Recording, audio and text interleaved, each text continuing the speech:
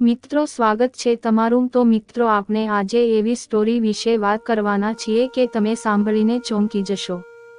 Hello દોસ્તો, મારું નામ આયેશા છે અને હું પરણિત છું। મારી ઉંમર 30 વર્ષની છે અને હું દેખાવમાં થોડી ભરાવદાર શરીરવાળી છું। આ કારણે મારો 20 વર્ષનો ભત્રીજો મારી દુકાનનો દીવાનો થઈ ગયો છે। મારી હાઈટ લગભગ 5 ફૂટ જ છે અને હું એકદમ ગોળી છું। ઘરમાં મોટે ભાગે હું સાડી જ પહેરું છું, એટલે મારો પતિ દિવસમાં જ મારું પૂજન કરી લે છે અને અમે શહેરમાં રહીએ છીએ અને મારો પતિ સ્કૂલમાં નોકરી કરે છે। મારો 2 વર્ષનો એક દીકરો પણ છે।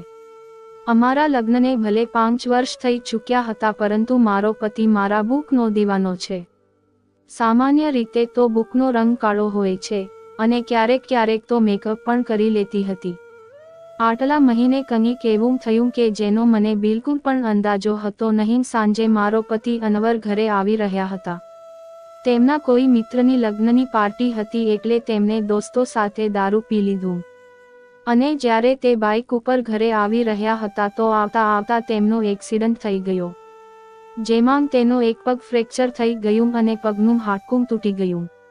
ડોક્ટરે કહ્યું કે આમને ઠીક થવામાં કમસે કમ 8 મહિના લાગશે। એક્સિડન્ટ થવાથી અનવરના એક ખાસ મિત્રને ખબર પડી, એટલે તે અને તેમની પત્ની અને તેમનો પુત્ર સોહેલ તેમની ખબર કાઢવા આવ્યા। અનવરનો મિત્ર અને તેમની પત્ની તો બીજા દિવસે ચાલ્યા ગયા, પરંતુ અનવરે સોહેલને અહીંયા રોકવા માટે કહ્યું, કેમ કે તે ઠીકથી ઊભો થઈ શકતો હતો ને અને મારે બજારથી સામાન લાવવાનું અને બહારનું કોઈ પણ કામ કરવું પડતું, એટલે અનવરે તેમના મિત્રને કહીને સોહેલને થોડા દિવસો માટે રોકવાનું કહી દીધું। સોહેલ માની ગયો અને ખૂબ જ ખુશ થઈ ગયો। સોહેલ મારા ખંભા સુધી આવતો હતો। તેનું શરીર કમકાંઠે ઠીકઠાક હતું અને રંગ પણ તેનો સામાન્ય હતો। સોહેલ એકદમ સીધો સાદો છોકરો લાગી રહ્યો હતો અને હું પણ ખુશ થઈ ગઈ કે કોઈ તો મારી મદદ કરવા માટે રોકાઈ ગયું। આજે સોહેલ મારાથી થોડો શરમાઈ રહ્યો હતો, કેમ કે લગ્નમાં તે મને પહેલીવાર જ મળ્યો હતો। તે સમયે થતાં સૂઈ ગયો અને રાત્રે મેં અનવરને જમવાનું જમાડી દીધું અને તેમની પાસે બેસી ગઈ ત્યારે મારી અંદરની ભાવનાઓ બહાર નીકળી પડી અને અનવરને ઉદાસ ચહેરાથી કહ્યું, તે પણ શું દિવસો હતા જ્યારે તમે રોજ મારી રહ્યા હતા? અનવર આ સાંભળીને હસવા લાગ્યો અને બોલ્યો કે શું થઈ ગયું મારી નાની, આજ તો તું પૂરી જોશમાં છે। મેં કહ્યું કે નહીં નહીં, તમને તો મજાક સૂજી રહ્યો છે અને નહીં, મારી હાલત ખરાબ થઈ રહી છે। સાચું કહું તો આ ભૂતે મારી એકદમ ખરાબ હાલત કરી દીધી છે। મારો પતિ બોલ્યો, હું તારો દર્દ સમજી શકું છું, મારું પણ ખૂબ જ મન કરે છે, પરંતુ શું કરું, હું તો ઠીકથી ઊભો પણ થઈ શકતો નથી। બસ થોડા દિવસ જવા દે, પછી જોજે હું આ ભૂતનું શું હાલત કરીશ। ત્યારે મેં કહ્યું કે થોડા દિવસ નહીં, પૂરા 3 મહિના બાકી છે પ્લાસ્ટર ઉતારવાની અને મારે તો એક જ દિવસમાં આ હાલ થઈ ગયો છે। ખબર નહીં હવે આગળના દિવસો કઈ રીતે પસાર થશે। મારો પતિ મારી ઉદાસી દૂર કરવા માટે બોલ્યો કે ઠીક છે, તો તે નહીં તો કમસે કમ મને દૂધ જ પીવડાવી દે, ડોક્ટરે પણ કહ્યું છે। ત્યારે હું બોલી કે તમારા નસીબમાં તો તે પણ નથી, કેમ કે તમારા દીકરાએ તે પી લીધું છે। અમે બંને જોર જોરથી હસવા લાગ્યા। મારો પતિ મને ખુશ રાખવાની પૂરી કોશિશ કરતો હતો, પરંતુ હું શું કરું, બધું બેકાર હતું। થોડીવાર પછી અનવર સૂઈ ગયો, કેમ કે તેની દવામાં નીંદરની ગોળીઓ હતી, પરંતુ મને નીંદર ક્યાં આવી રહી હતી, એટલે હું ઊભી થઈને સોહેલને જોવા ચાલી ગઈ કે તે સૂઈ ગયો છે કે નહીં। સોહેલ હજી સુધી જાગી રહ્યો હતો અને તે પોતાનો મોબાઈલ જોઈ રહી હતો। મેં તેના રૂમમાં જઈને તેને પૂછ્યું, સોહેલ, રાતના 2 વાગી ચૂક્યા છે અને હજી સુધી તું સૂતો નથી લાગે છે કે તારું મન નથી લાગી રહ્યું? સોહેલ ઉઠીને બેસી ગયો અને બોલ્યો, નહીં કાકી, એવી કોઈ વાત નથી, આમ જ હું ફોન જોતાં જોતાં સૂઈ રહ્યો હતો। પછી સોહેલે તેની કાકીને પૂછ્યું કે તમે પણ તો હજી સુધી જાગી રહ્યા છો? મેં કહ્યું કે આજકાલ નીંદર ક્યાં આવે છે? સોહેલ પૂછ્યું, કેમ, શું થઈ ગયું? મેં હસતાં હસતાં કહ્યું કે નહીં, કંઈ વાત નથી, બસ હું તને તે વાત કહી શકતી નથી। જ્યારે તારા લગ્ન થશે તો તું ખુદ સમજી જઈશ। મારા મોઢેથી આવું સાંભળતા જ સોહેલ પોતાની નજર નીચે ઝુકાવી લીધી અને અંદરને અંદર તે મુસ્કુરાવા લાગી ત્યારે મેં કહ્યું, અરે તું તો આટલી વાત પર જ શરમાઈ ગયો. તું મને પહેલા એક વાત કે અત્યાર સુધી કોઈ છોકરીને પટાવી છે કે નહીં? સોહેલ કંઈ બોલ્યો નહીં, તેને હજુ પણ શરમ આવી રહી હતી. ત્યારે મેં તેને હાથ પકડ્યો અને કહ્યું કે અરે પાગલ, તારી કાકીથી આટલું કેમ શરમાય છે? તે ધીરેથી બોલ્યો કે કાકી, સાચું કહું તો આવી વાતોમાં મેં અત્યાર સુધી મારા દોસ્તોને પણ કહી નથી.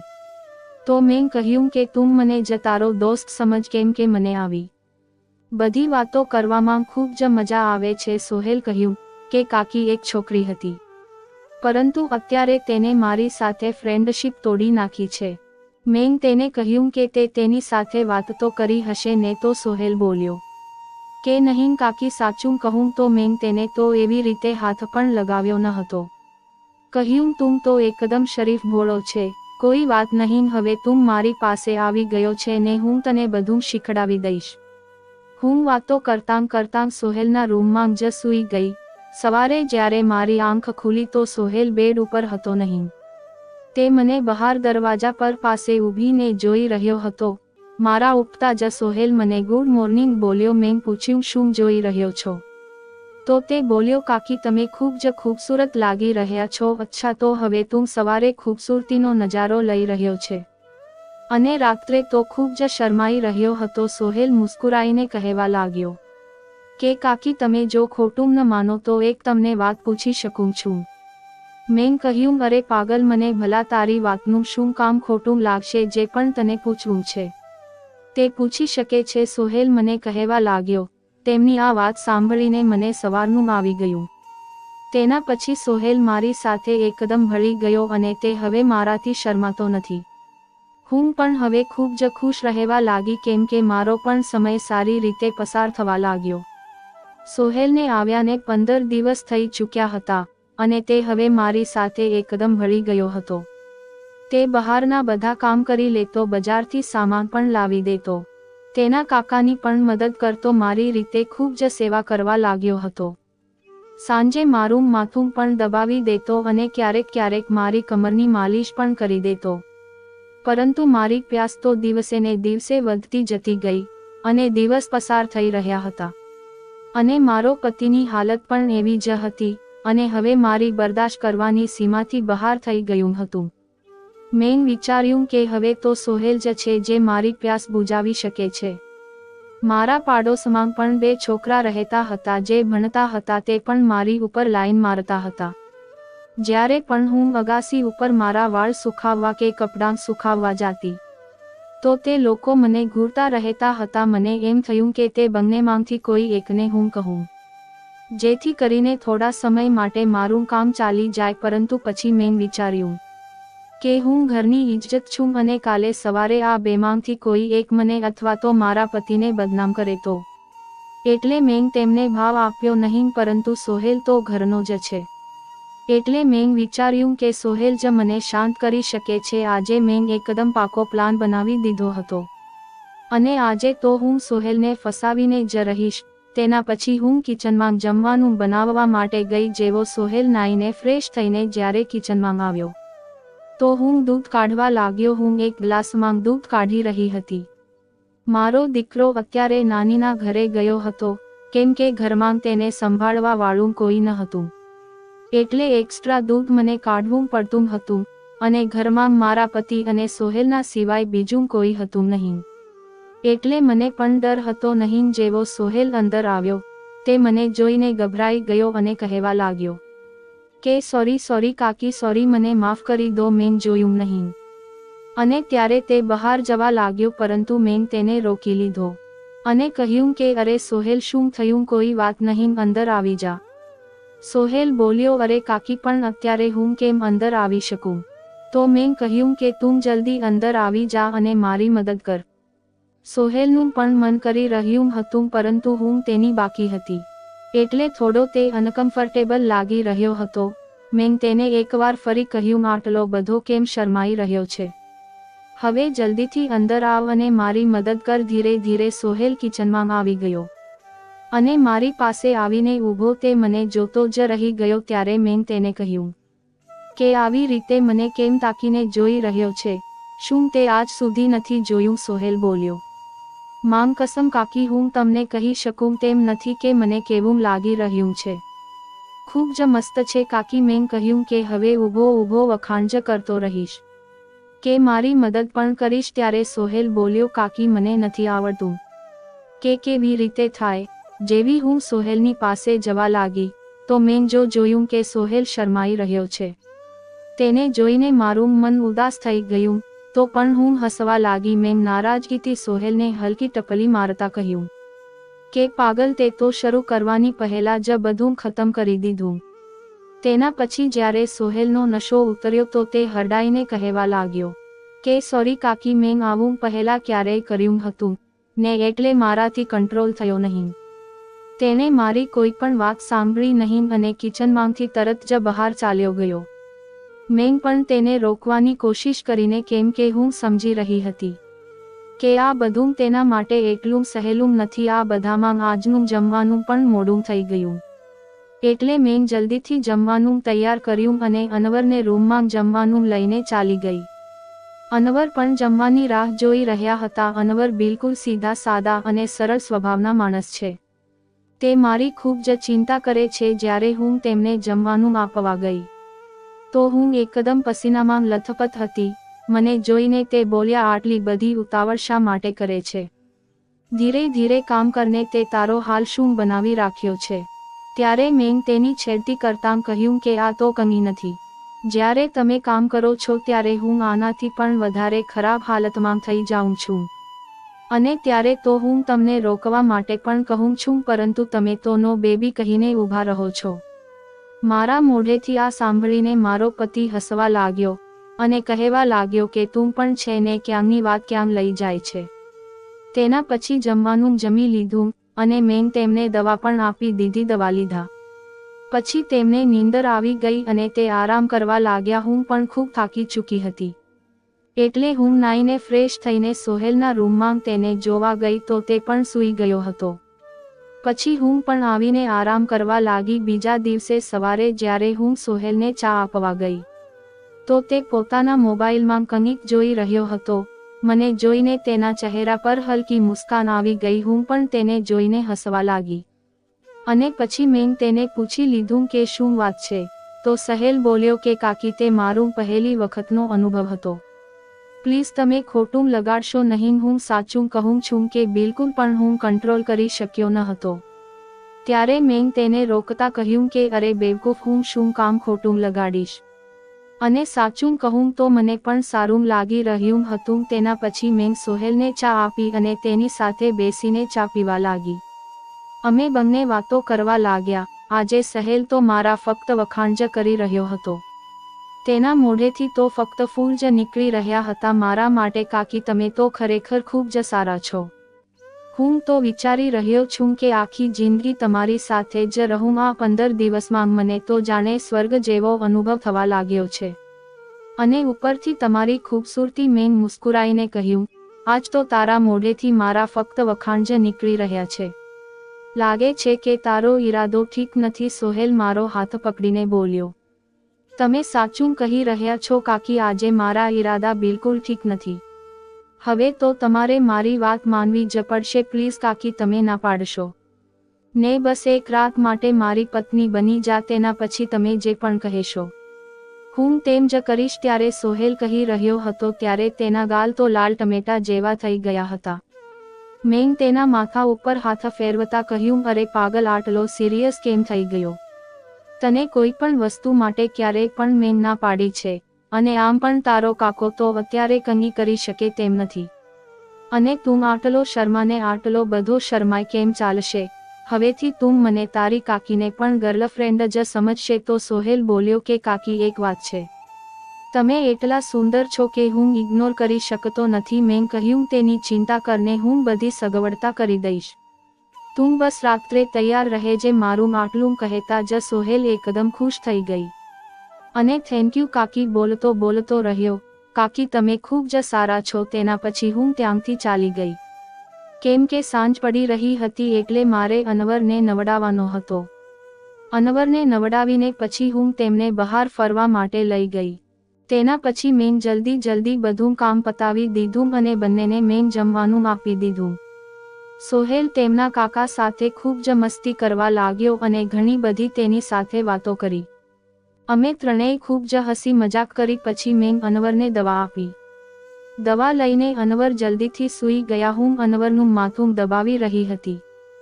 જેવી મને ખબર પડી કે અનવર સૂઈ ગયા છે તો હું નાહવા ચાલી ગઈ.